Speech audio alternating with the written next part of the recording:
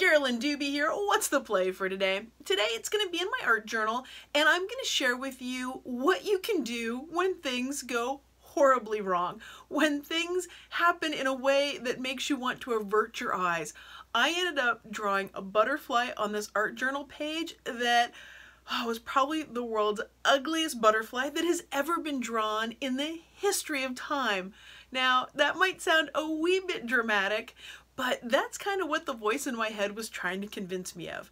Now, what did I do with that? You know I said oops. It was an outstanding opportunity presenting suddenly, and you're going to see the whole thing unfold right now in this art journal page. Well, here's the art journal page I'm going to be working with. This is a compilation of cleanups, scraps, some cleaning off stencils, cleaning off a brayer, just basically a junk page. And this scrap of paper, that was a junk page too. That was just a little remnant from something, and it really caught my eye. Partially because of the color, but also because of the words that are on it. So what does it say, since you probably can't read those words on the screen? It says, Alice threw herself back into the conversation with more animation than before, just a little bit too much. Now, as I'm gluing this down, what I'm doing is putting some gel medium on there, and I'm eyeballing where it'll go. I'm being really generous with it to make sure that I've got plenty everywhere where I'll need it. And even doing that, yeah, I still didn't have enough on there. I didn't go far enough out. And that's a little bit of foreshadowing about how this page is going to go. I thought there were some things that were going to happen one way, and nope, they ended up going a completely different way. So yep, we're going to have a couple oopsies coming here. I had to find my Alice, and for that I turned to my Sketchy Women with Class stencil that I created for over at StencilGirl. And I've just got some black paint here on a cosmetic sponge, and this is one of those things, do as I say, not as I do, if you want a crisp and clear look to things. Now, if you want a super crisp look, what you want to do is pounce up and down. Notice my hand is not going up and down, it's going side to side. I'm sort of sliding the paint in there. Well, what's going to happen is some paint's going to run underneath the stencil. Yep, I'm going to have an oops. It's an outstanding opportunity presenting suddenly. Now, part of my impatience is, I don't know, there's something about just going in that up and down that's just really tough for me. So I tend to go into more of a paint slide. Now, I'm okay with that because that makes me happy when I do those things. So I just want you to know, if you're trying to get a crisp image and that's what's going to make you happiest, you want to go in an up and down motion. So can you see the oops there? Can you see the extra paint around the top of her dress? Yep, that's the kind of thing that happens when you stencil the way I was doing it. And by the way, when I'm done with her, you won't even know that that was ever there. Now, if you ever want to make something stand out on a busy background, basically get rid of part of the busy background. And that's what I'm going to do with her. I'm going to take some white paint and I'm simply going to go around her. Now, if I'd let the black paint completely dry, I wouldn't have to be quite as careful, but I didn't do that. Shocker that I wasn't that patient. And so in some places, I'm going to be really careful as I'm going around. Now, this is highly precise work for me, so I'm thinking, I'm concentrating. I am trying to make sure that I've got complete control over that paintbrush.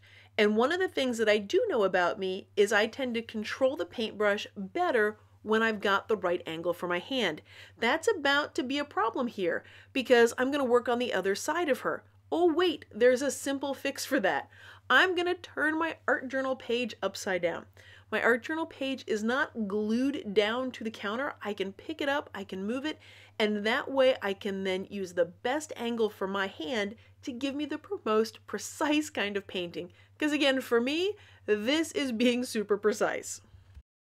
So now that she has the white paint around her, she definitely stands out a lot more. And I want to give that white paint a little bit of time to dry just a touch before I put the next layer on it.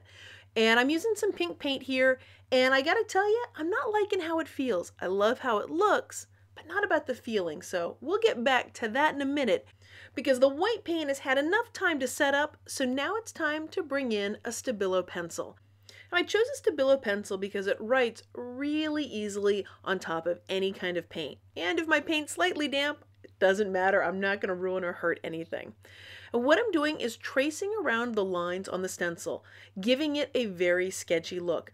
I'm not trying to go exactly where the stencil is, but kind of near it. So I'm using it as a guide as I sketch her up and make it look like she was completely hand-drawn on here, when you and I know the truth. It was also a great chance for me to cover up my stenciling oops around the collar of her dress too. So no one will ever know that there was imperfect stenciling in there. Well, I mean, except for you and me, because you saw me do it. So remember earlier when I said that I liked the look of the pink paint, but it didn't feel right to me today? That's because what I wanted was something more like a crayon in my hand. So that's why I chose the Marabou Art crayons. I like how they feel today. I like putting it on there and blending it in with my finger a little bit. And that was just what I needed to get me to add some more color to this page. Now I can use my finger or a baby wipe like what I just did there. And why can I use a baby wipe with these? Well, because it's really a watercolor crayon, which means if you get them wet, then they will behave a lot like a watercolor. So you've got that wonderful flexibility to use it creamy or as the watercolor. And clearly today I'm going for the creamy look with these things. Complete freedom as I'm doing this stuff. I'm adding bits of color here and there. And part of what gives me all that freedom is there are no real risks that I'm taking here, because I can still see all that wonderful pattern that I love on the page from underneath. It's peeking through because these can be very translucent. If I rub around with my finger a little bit, that can give me that translucent look, so I still get all that wonderful background goodness. But that is so about to change, because I saw a butterfly right there and I thought, you know what? I'll just kind of freehand a butterfly and I'll do the exact same thing that I did to Alice over there, that sketchy woman, and just put the white around it. So I'm putting the butterfly on there, and about this point I realize this is probably the worst butterfly I've ever drawn. It does not look anything close to what I had in my head. I don't know if that's ever happened to you, but wow, is there some crazy talk going on in my head. Things like, yeah, I can't even draw a simple butterfly. But I'm not going to give up on this. This is definitely an oops, an outstanding opportunity presenting suddenly. And I'm definitely not going to let that cranky voice in my head win with that kind of talk telling me all these horrible things about my butterfly. So I decided I'm going to do another butterfly. If one is offensive, then I'm going to make a second offensive butterfly.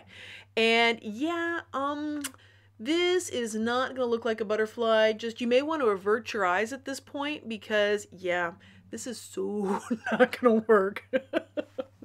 Now, this butterfly is going to end up looking kind of like a strange balloon man without a head.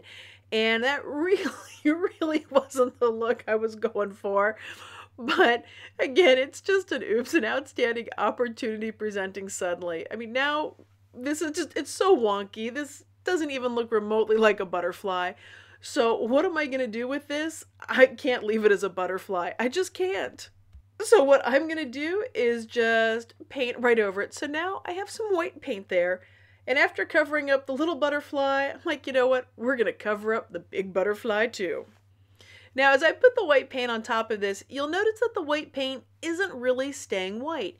It's picking up colors from underneath it because, well, the art crayon wasn't completely dry, so that white paint, it's mixing with it, and I'm getting these wonderful soft tints to it thanks to those colors.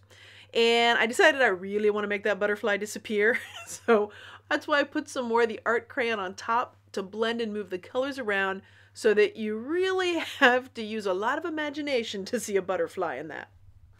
Now this background had all sorts of fun, wonderful busyness. I love the patterns that were on it, from the collage papers that I glued down to the stencil cleanup on there. And I had been somewhat hesitant to cover it up simply because I was loving it. And I don't know if that's ever happened to you where you really like a background and you just don't want to cover it up. Well, yeah, that's where I was today until that ugly butterfly. Because that thing, it was so ugly to me. I wanted to cover it up. And once I started covering some of this up, then it got things moving. Oh, and by the way, if you're enjoying this art journal play and you want to see more of what I do, including my oopsies, hit that subscribe button. And that way you'll know as soon as I have a new video out. And if you want more play, if you want more fun, check out my blog and website over at acolorfuljourney.com. I've just about got the paint where I want it here, and the background is really coming together. I want to add some journaling to this. Now I've got wet paint on here, and there's a chance that I would ruin a normal pen, so that's why I'm not going to use a pen. I am going to bring in that Stabilo pencil again. The one that I used to make her all sketchy, that's what I'm going to use. So I'm starting by circling the words that got this play started, and then my thoughts and feelings that I had while creating this page. That's what I'm scribble journaling here at the bottom. And apparently I had quite a few things I wanted to say, and it didn't all fit in the space I'd originally planned. Is that a big deal? Nah, I'm just going to start scribbling up above it. It's not like I have to follow any writing conventions with this. It's scribble writing after all. Well, this page doesn't feel completely finished to me yet, but I'm going to stop working on it in a moment. So why is that? Well, because there's life going on. Wouldn't it be great if there were unlimited chunks of time for all of us to play and create in? But that's not reality. Life is busy, and so I'm going to take what playtime I have and enjoy that to the fullest, and know that I can come back and add to this page anytime that I want to, anytime that I've got some more time. No pressure, no expectations, no stress, because that's not what playtime's supposed to be about. Now, if you want more play right now, head on over to the blog at acolorfuljourney.com and check out my free workshop called Permission to Play. Yep, you can guess what that's all about. Well, thanks so much for joining me today, and of course, if you've been enjoying this video, I'd so appreciate it if you gave it a thumbs up. And thank you for letting me be a part of your colorful journey.